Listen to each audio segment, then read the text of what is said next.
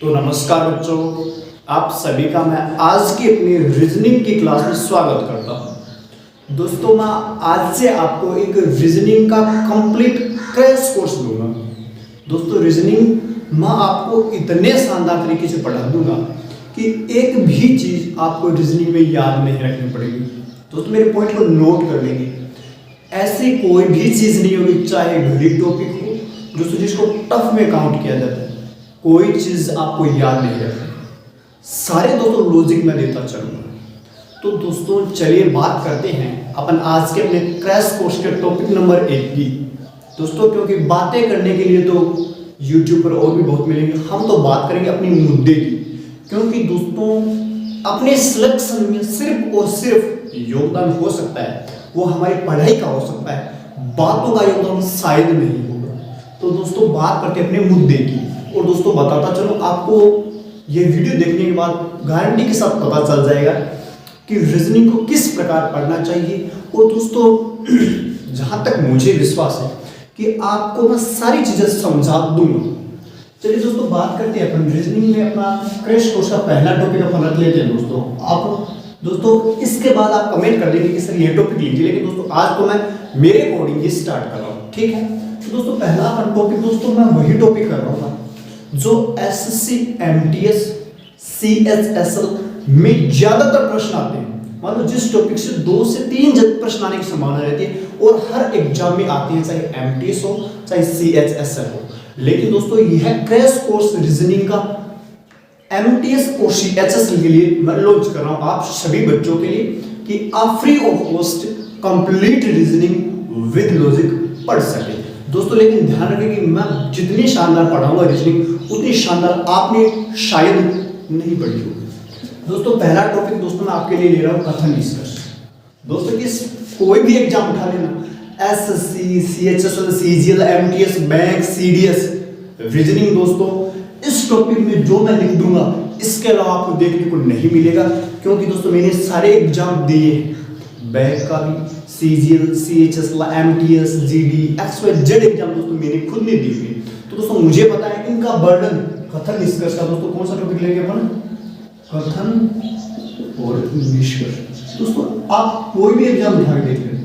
दोस्तों मैं किसी पर्टिकुलर एग्जाम का नाम नहीं लूंगा, आप चाहे कोई भी एग्जाम उठा लो तो 2 से 3 प्रश्न आपको मिलेंगे ही मिलेंगे। 2 से 3 प्रश्न तो आपको मिलेंगे ही मिलेंगे इस कथन निष्कर्ष से। दोस्तों इसमें है क्या? कुछ भी नहीं है, कुछ भी नहीं है। आपको as a open mind think करना है। इसमें दोस्तों 3 शब्द यूज होते हैं। दोस्तों उनके अलावा आपको कुछ भी जानना नहीं है।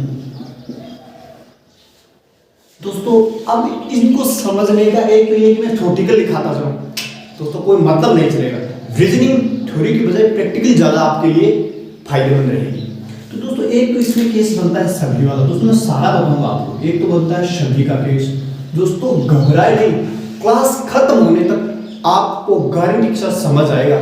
तो स्टार्टिंग में अगर आपने ये नहीं पढ़ रखी तो आपके लिए थोड़ी ऐसा हो सकता है कि कोई डिफिकल्ट चीज हो।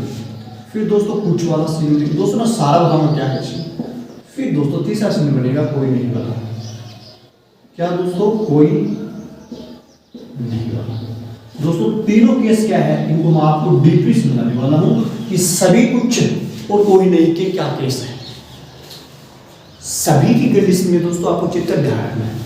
दोस्तों इसमें सारा जो चीज है वो लॉजिकल है, लॉजिकल प्रैक्टिकल है। इसमें दोस्तों सभी का केस क्या बनेगा, जिससे आपसे सवाल ये बोलेगा कि सभी खिड़की फैन है, सभी खिड़की फैन है। दोस्तों सभी की कंडीशन में आपको यह चित्र फॉलो करना है कि सभी खिड़की फैन है, सभी खिड़की फैन है। यह बोला हुआ, यह नहीं बोला हुआ कि सभी फैन खिड़की है। यह बोला हुआ है कि सभी जो खिड़कियां हैं, कि जो सभी खिड़की है, सभी खिड़की को पैन है। दोस्तों पैन नहीं फैन है। ऐसा नहीं बोला हुआ कि सभी फैन खिड़की है, तो बोला सभी खिड़की पैन है तो खिड़की को अपने अंदर बांट रहे हैं। ये दोस्तों सभी वाले केस में। अब दोस्तों अगर सभी फैन विंडो है, बाहर से आप डब्ल्यू डाल दो विंडो, सभी फैन विंडो है, सभी विंडो ऊँट है, सभी ऊँट बिल्ली है, ऐसे बाहर के चलते रहेंगे सभी के केस में। कुछ के केस में दोस्तों जैसे बोल देगा यही बोल दे कि कुछ खिड़की फैन है, तो कुछ में दोस्तों चित्र आपको ये ध्यान है कि कुछ खिड़की फैन है। दोस्तों मुझे विश्वास है कि मैं आपको गारंटी के साथ समझा दूंगा चीजें और रटने की जरूरत नहीं पड़ेगी कि कुछ खिड़की फैन है। दोस्तों मैं इस टॉपिक को आपको बेहतर से बेहतर पढ़ा दूंगा। इसके लिए दोस्तों आप मुझ पर बिलीव कीजिए कि कुछ ही कंडीशन में यह है चित्र बनाना आपको कि कुछ खिड़की फैन है। अब बोलते कुछ फैन विंडो है, कुछ फैन विंडो है, कुछ फैन विंडो बनाना है।